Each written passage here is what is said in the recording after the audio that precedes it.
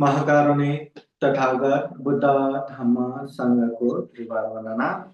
परम पूजनीय बोधिसत्व डॉक्टर बाबा साहब अम्बेडकर आज के धम्म देशना कार्यक्रम में प्रत्यक्ष अप्रत्यक्ष जुड़े हुए संपूर्ण श्रद्धा संपन्न बुद्धि संपन्न उपासक उपासिकाएं जो जो धम्म देशना में उपस्थित है, आप सभी के जीवन में बुद्ध का आशीर्वाद रहे, धम्म का आशीर्वाद रहे, संघ का आशीर्वाद रहे। जीवन में ढेर सारा पुण्य धम्म करते हुए ये दुर्लभ जीवन, ये अमूल्य जीवन, प्राणी जगत में सर्वश्रेष्ठ मनुष्य जीवन को सफल बनाए, सार्थक बनाए, ऐसी कामना करते हैं, आशीर्वाद देते हैं। आज हम विशेषतः बुद्ध धम्म में कर्म फल सिद्धांत इसके विषय में थोड़ा सा चर्चा करेंगे। महाकारुणी तथागत बुद्ध के समय में ये श्रावस्ती के जेतवन बुद्ध विहार में एक भिक्षु रहते थे जिसका नाम तिस्सा। वो तिस्सा भिक्षु बन के कुछ समय के बाद ही बीमार पड़ने लगे और बीमार पड़ते पड़ते शुरुआत में उसके शरीर में फोड़े फोड़े जैसा निकलने लगा। पहले तो छोटा छोटा था, पर समय के साथ साथ वो बड़ा बड़ा होके बैल जैसा एकदम बड़ा बड़ा होने लगा और वो फोड़ा भी फूट फूट के उसमें पीप उसमें एकदम गंदगी बहने लगा और देखते देखते पूरा शरीर पर गंदगी, पूरा शरीर पर एकदम बास आना और पूरा शरीर पर एकदम घिनौना होने लगा। अब समय ऐसा आ गया कि वो भिक्षु एकदम अशक्त हो गया। जहां बेड पे रहते हैं बस वहीं यहाँ वहां चल भी नहीं पा रहे और दूसरे दूसरे भिक्षुगण भी उनके पास भी नहीं आ पा रहे। एकदम एक तो घिनौना इतना बास आता है, शरीर पूरा भीगा हुआ, गंदगी पीप से भरा हुआ, दूर दूर से भिक्षुगण बार बार से दूर दूर होते थे। वो भिक्षु एक ही जगह पे बहुत ज्यादा दुख कष्ट से के बैठे थे। महाकारुणिक तथागत बुद्ध के महाकरुणा समापति ध्यान में एक बार उन्होंने तिस्सा भिक्षु को देखा। तथागत बुद्ध वहां पहुंच गए। वो भिक्षु के पास जाके बुद्ध स्वयं उनका सेवा करने लगे। अब तथागत बुद्ध वहां आए तो भिक्षु गण भी शांत नहीं बैठ सके, सभी जन सेवा करने लगे। तो देखते देखते वो बीमार भिक्षु को नए चीवर पहनाना, वो चीवर सारे गंदगी से भरा हुआ निकाल देना, उसको साफ कर देना, अच्छा साफ सुथरा करके रख दिया। उस समय तथागत बुद्ध उनको उपदेश देते हैं। अंतिम समय में उपदेश सुन के वो दुख मुक्त आनंद भी होते हैं और उनका परिनिर्वाण होते हैं, मतलब वो मर भी जाते हैं। तो भिक्षुगण पूछते हैं कि भगवान कि इतना दुख मुक्त अनंत होने का पुण्य पारमिता है, परंतु इतना दुख कष्ट क्यों सहना पड़ा, ये क्यों? तब तथागत बुद्ध कहते हैं ये अपने कर्म का कर्म फल है। हाँ, किसी एक जन्म में वो एक शिकारी होके जन्म हुआ था और बहुत सारे पशु पंछियां जाल में वो फंसा के लेके आते थे। अब जिस दिन जितना जरूरत था उतने पशुओं को पंछियों को मार के उसका मांस बेचना, मांस खाना ऐसे करते थे।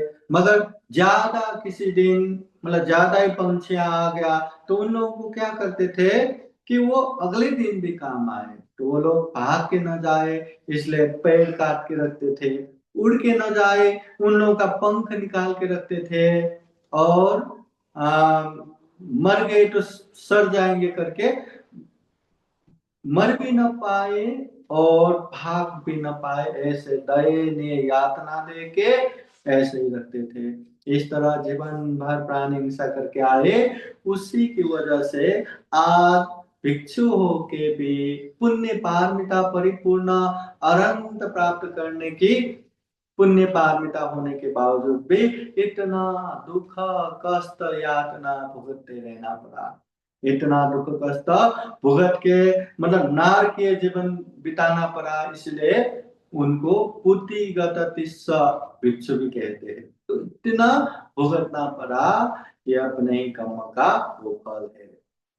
कोई व्यक्ति किसी प्रकार के कर्म करता है तो उसका फल भुगतना ही पड़ता है। कोई अच्छा करता है तो अच्छा, बुरा करता है तो बुरा।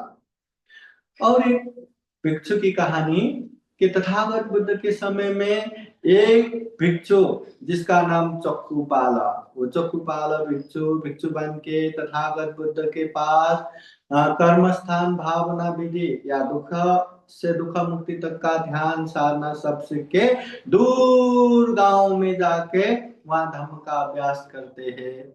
और 3 महीना वर्षावास में जो हम 4 क्रियापद करते हैं, या तो हम बैठते हैं, या तो खड़े होते हैं, या तो चलते हैं, या तो सोते हैं, लेटते हैं। तो इन 4 क्रियापद में उन्होंने कि सोने की क्रियापद छोड़ दिया। तो 3 महीना तक समय बीते बीते जब उन्होंने लेट के सोना नहीं तो उनकी आंखों में दर्द होने लगा। तो वैद्य ने खूब अच्छा दवा दिया, परंतु खड़े खड़े या ऐसे बैठे बैठे दवा रखने से, लेटते हुए दवा न रखने की वजह से वो ठीक नहीं हुआ। बार बार वो वैद्य लेट के रखने के लिए बोलते, मगर वो अभी लेटना छोड़ दिया। संकल्प 3 महीने का पूरा करेंगे करके लेटे ही नहीं। समय ऐसे आ गया, या तो आंखें बचाना है या तो अपना संकल्प पूरा करना है।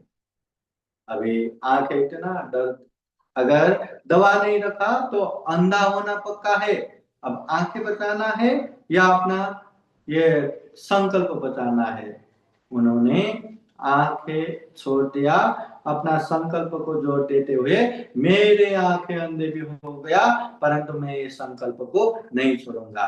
ऐसे धम्माभ्यास करते करते समय ऐसे आता है कि वो दुख मुक्त अनंत भी होते हैं और आंखों से अंधे भी होते हैं।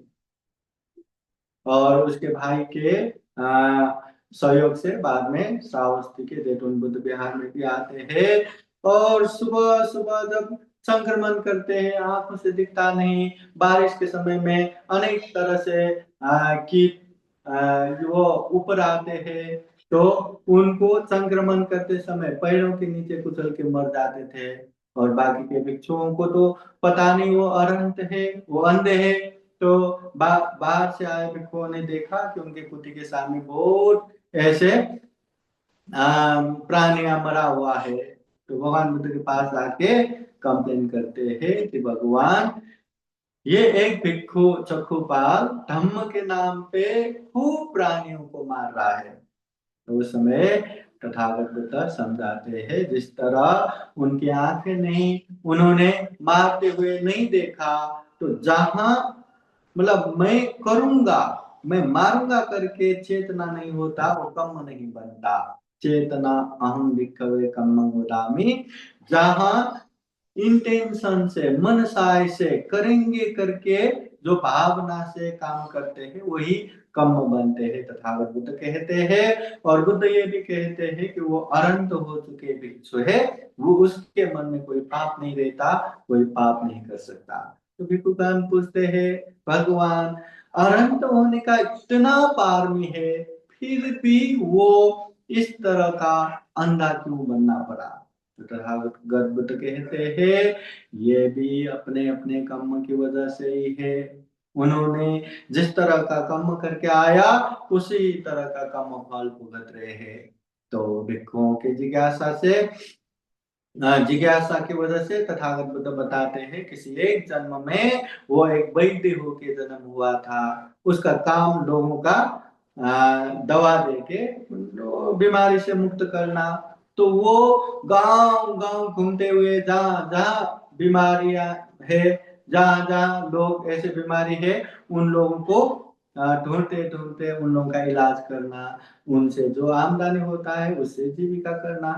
एक समय ऐसे घूमते घूमते घूमते घूमते एक गांव में पहुंचते हैं। वो गांव में देखते हैं एक महिला आंखों से बहुत ही पीड़ित। तो उसको देख के वैद्य कहते हैं, मैं आपके आंखों का इलाज कर सकता हूँ, मुझे क्या मिलेगा? तो वो महिला जिन्होंने अनेक वैद्यों को दिखा दिखा के तंग आ चुके थे, कभी आंखें ठीक नहीं हुआ, और ये परदेसी आंखें ठीक करेंगे ऐसे बोले, तो वो कहती है अगर आपने मेरी आंखें ठीक कर दिया तो मैं तो क्या, मेरे मेरे पूरे परिवार आपके दास दासी बनेंगे। तो वो वैद्य ने आंखों की जांच किया और ऐसे एक दवा बना के लाए, तो उनको रखने के लिए दिया। चमत्कार ऐसा कि वो दवा एक बार डालते ही वो आंखें की दर्द गायब, वो पूरा अच्छे से दिखाई दे रहा है, सब ठीक हो गया। ये देख के अब वो महिला घबराने लगे, अरे मैंने तो कह दिया, मैं तो क्या पूरे परिवार के साथ दास दासी बनेंगे, अब क्या क्या करेंगे? चलो उसको थोड़ा सा ठग लेंगे, उसको कहेंगे कि आखिर ठीक ही नहीं हुआ। तो अगले दिन जब वैद्य आए, पूछे कैसे है, तो वो कहती है अरे रे, जब से वो दवा डाला मेरे आंखों में और दर्द है, कि बहुत परेशान हूँ, बहुत ही दर्द बढ़ रहा है। तो वैद्य जी सोचते हैं मैं तो अच्छा दवा दिया, फिर ये क्या हुआ? तो आंखें भी जांच किया, आंखें भी बरोबर है, अच्छा है। तो उसने सोचा कि ये महिला परिवार के साथ दास दासी बनना न पड़े, इसलिए मुझे इस तरह से झूठ बोल रहे, ठग रहे। अच्छा, अगर ऐसी बात है तो मैंने इतने मेहनत से दवा बना के दिया, हाँ कुछ देना तो दो, मुझे ठग रहे, अब इसको भी मैं सबक सिखाता हूँ। उसने एक ऐसे दवा बना दिया, वहीं के वहीं दवा बना के वो महिला को दिया, ये आंखें में डाल डाल दो। अब वैद्य को कह तो दिया, ठीक नहीं हुआ, वो आंखें नहीं, आंखों में वो दवा नहीं डाला, तो फिर पकड़ा जाएगा। और क्या करे, ठीक है डालते करके डाल दिया। बस दवा डालते ही जैसे आ, रात के समय में लाइट जला के रखा है और एक ही बार में वो बुझ जाने के समय में कितना अंधेरा हो जाता है, चारों ओर अंधेरा हो जाता है, उसी तरह उसकी आंखें भी बुझ गए, आंखों से अंधी हो गए। अभी वैद्य ने, मैं उसको सबक सिखाऊंगा करके उसको दवा डाल के अंधी बना दिया, इसी की पाप की वजह से ये चक्षुपाल भिक्षु दुख मुक्त अनंत होने के बाद भी, और अनंत होने की इतना पुण्य पारमिता होने के बाद भी अपनी कर्म की वजह से ये कर्म फल भुगतना पड़ा, आंखों से अंधा होके बैठना पड़ा। ये दो छोटा छोटा कहानी मतलब संक्षिप्त में बताया। ये दो कहानी से हमें ये देखने को मिलता है कि एक अरहंत होने के लिए कितना पारमिता पूर्ण करना पड़ता है। हाँ, एक दुख मुक्त अरहंत होने के लिए 10 पारमिता पूर्ण करना पड़ता है। जो प्रत्येक बुद्ध बनना है उसको 10 पारमिता, 10 उपपारमिता पूर्ण करना रहता है। सम्यक संबुद्ध जिसको बनना है उसको 10 पारमिता, 10 उपपारमिता, 10 परमत पारमिता, 30 पारमिता पूर्ण करना है। तो इतने पारमिता पूर्ण करके जो अनंत बन सकते हैं, ऐसे व्यक्ति को भी अपने कर्म से छुटकारा नहीं है, माफी नहीं है। जो कर्म करके आए उसका कर्म फल भुगतना ही पड़ता है। तो इसलिए तथागत बुद्ध कर्म फल के विषय में बताते हुए एक गाथा कहते हैं। बुद्ध कहते हैं, यानि करोति पुरिषो तानि पश्यति आत्मनो कल्याणकारी कल्याणं पापकारी च पापकं यादि संवपते बीजं तादि संहरते फलम्। यानी करोति पुरुषो, तथागत बुद्ध कहते हैं जो व्यक्ति व्यक्ति जैसा कर्म करता है, हाँ, जैसा काम करता है, ये शरीर से, ये वाणी से, ये मन से जैसा काम करता है, जैसा कर्म करता है, तानी पश्यति तनु, उसको उसी तरह का फल आता है, उसका परिणाम उसी तरह का आते हैं। जैसे कर्म वैसे ही कर्म फल, जैसे एक्शन वैसे ही रिएक्शन, मतलब जैसा हम करते हैं वैसा ही उसको भुगतना पड़ता है। कल्याणकारी कल्याणं, पापकारी च पापकं, तथा बुद्ध कहते हैं जो व्यक्ति ने जीवन में कल्याणकारी काम किया, अच्छा किया, कुशल किया, धम्म किया, ऐसे व्यक्ति को उसी तरह का कल्याणकारी फल आता है, सुख आता है, शांति आता है। कभी न छोड़ने वाले साई की तरह हमारे पीछे पीछे सुख शांति आता रहेगा, सुख शांति का कारण बनता रहेगा।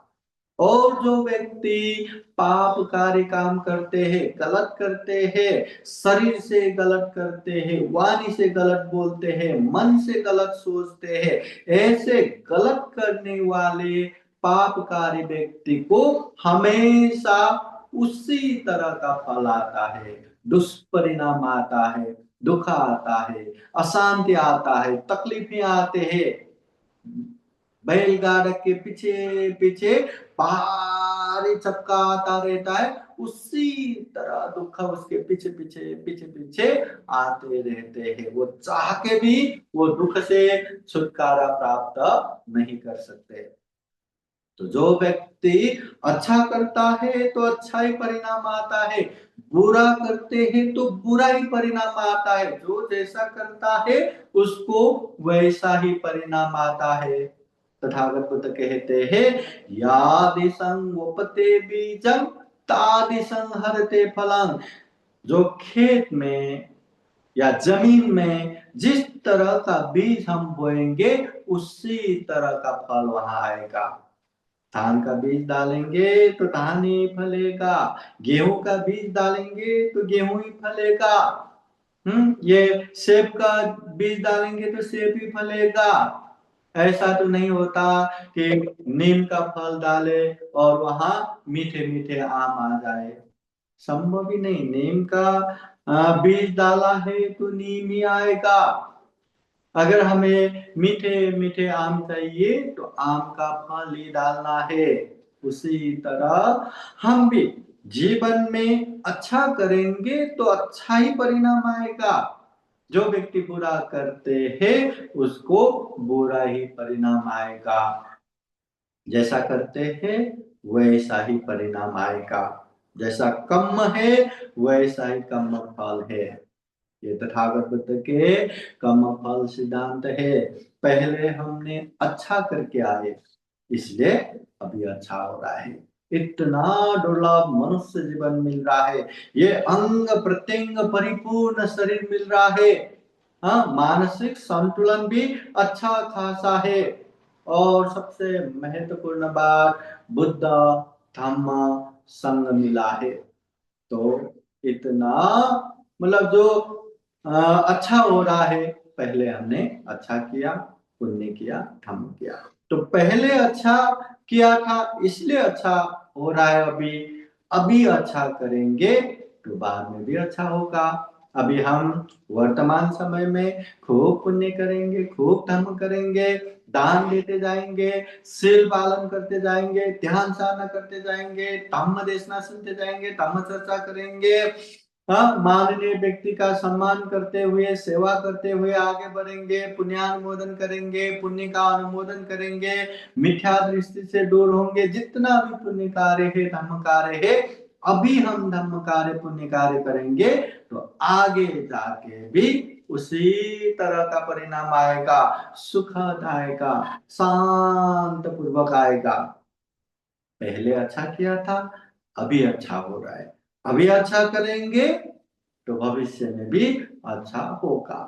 उसी तरह पहले हमने कुछ बुरा किया था, अकुशल किया था, इसलिए अभी बुरा हो रहा है। हाँ, क्यों न जाने क्या अकुशल किया, क्या पाप किया हमें पता नहीं, फिर भी देखो ना अभी अनेक तरह से बीमारियां हैं, अनेक तरह से टेंशन है, चिंता है, कभी ये दुख है कभी वो दुख है। हाँ, अनेक तरह से दुख कष्ट आते रहते हैं। पहले हमने गलत किया था इसलिए अभी कुछ गलत हो रहा है, अभी गलत करेंगे तो भविष्य में भी गलत ही आएगा। अभी जितना हम शरीर से वाणी से मन से गलत करेंगे, हाँ, जितना भी हम पाप करेंगे अकुशल करेंगे, आगे जाके उसी तरह दुख अशांति तकलीफ आना ही है। ये तथागत बुद्ध के कर्म फल सिद्धांत है। पहले अच्छा किया अभी अच्छा हो रहा है, अभी अच्छा करेंगे तो बाद में भी अच्छा होगा। पहले हमने बुरा किया था इसलिए अभी बुरा हो रहा है, अभी बुरा करेंगे तो बाद में भी बुरा होगा ही।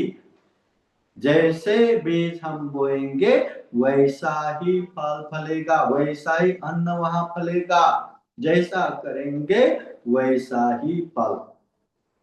अगर इस कम फल को हम अच्छे से जानेंगे समझेंगे और महसूस करेंगे तो देखेंगे हम कि हम अपने सुख शांति के लिए दूसरों के भरोसे रहने की जरूरत नहीं है।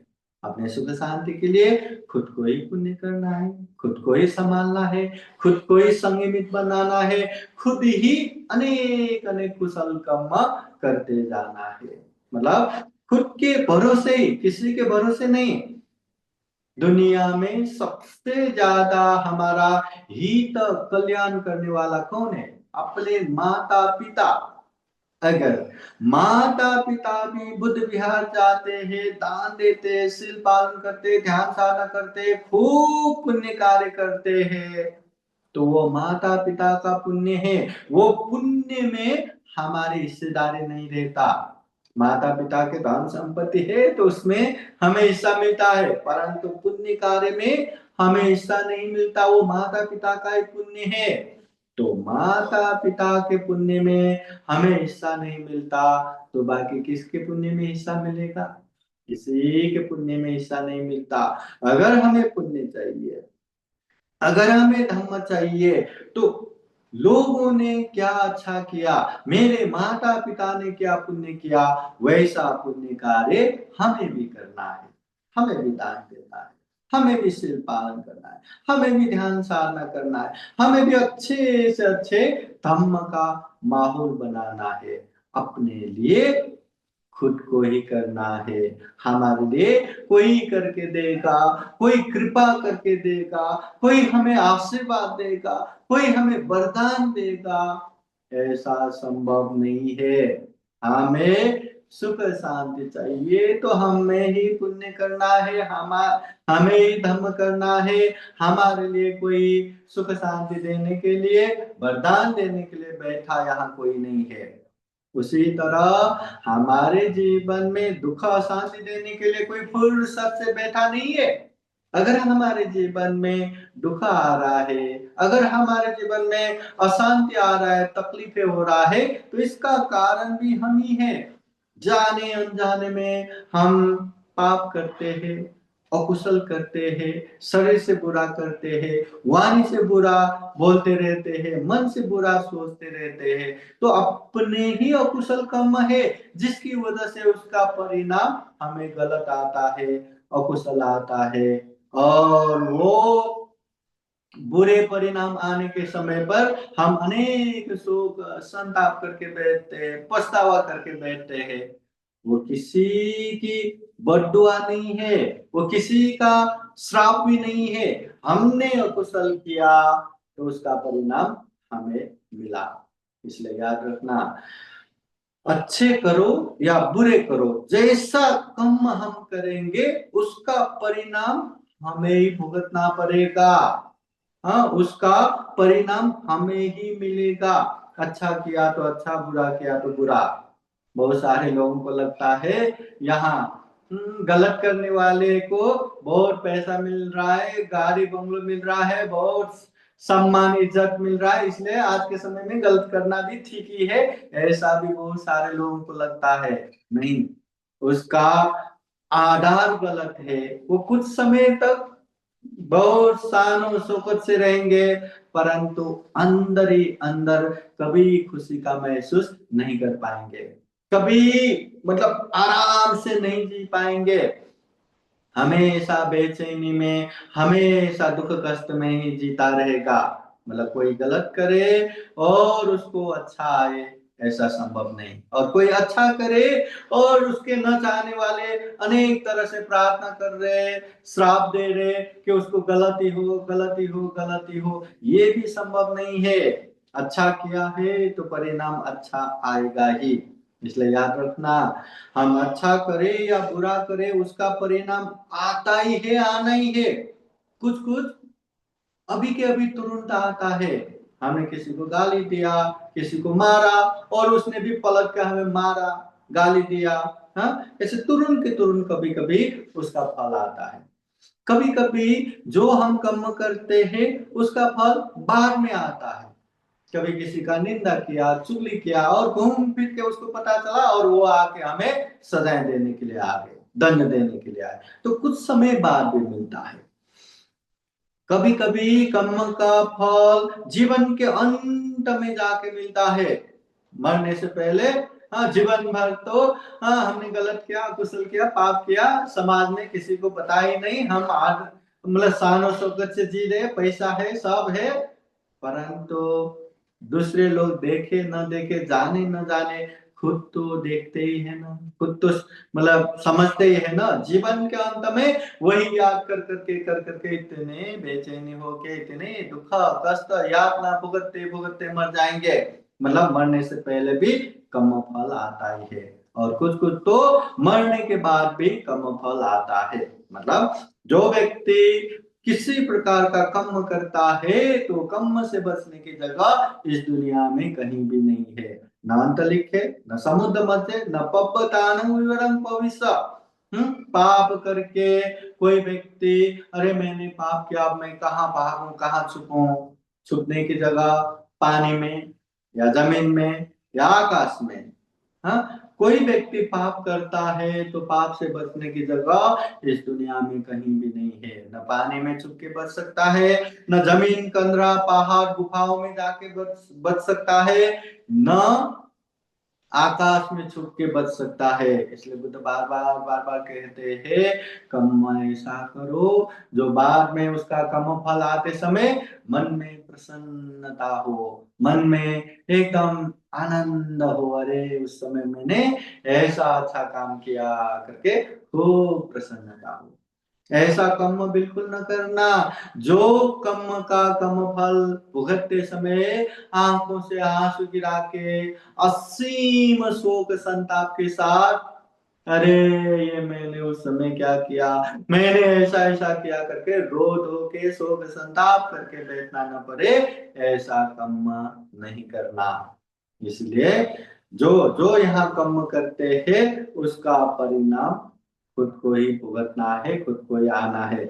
ये बात भी हम अच्छे से जानेंगे, समझेंगे, तो हम अपने सुख शांति के लिए खुद ही पुण्य करते जाएगा, खुद ही धर्म करता जाएगा। दूसरों के मुंह देख के बैठने की जरूरत नहीं, दूसरों के आशीर्वाद या वरदान दे के बैठने की जरूरत नहीं है। बस हमें सुख शांति चाहिए तो हमें ही पुण्य करना है, धर्म करना है। और महत्वपूर्ण बात, चाहे सबके सामने करो या अकेले में करो या गोप्य रूप से करो, पाप पाप ही होता है। जो व्यक्ति पाप करता है उसका परिणाम खुद को ही भुगतना है।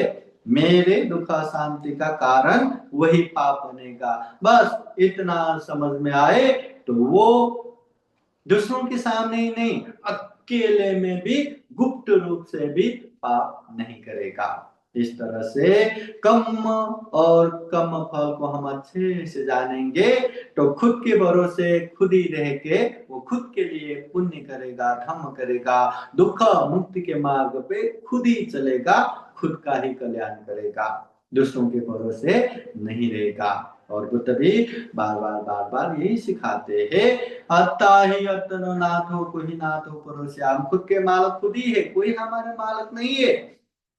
तुम्हें ही किचंगा तपो अखा तारो तथागता, जाना तुम्हें ही है, करना तुम्हें ही है, बुद्ध केवल राह दिखाता है। हाँ, तो ये बात को खूब ध्यान में रखते हुए खुद के लिए खुद ही पुण्य करेगा, खुद के लिए खुद ही कुशल काम करेगा। इसलिए ये कर्म जो जैसा हम करते हैं उसकी वजह से ही उसका अंश या भागीदार हम ही है, और जैसा कर्म करते हैं उसका परिणाम कर्म फल उसी तरह आता है। ये कर्म सिद्धांत, ये कर्म फल सिद्धांत। इस कर्म फल को अच्छे से जानेंगे समझेंगे तो इंसान अच्छा ही करेगा, बुरा क्यों ही करेगा। हर कोई अच्छा ही चाहते हैं तो अच्छा ही करेगा, और बुरा नहीं चाहते तो बुराइयों से बचेगा।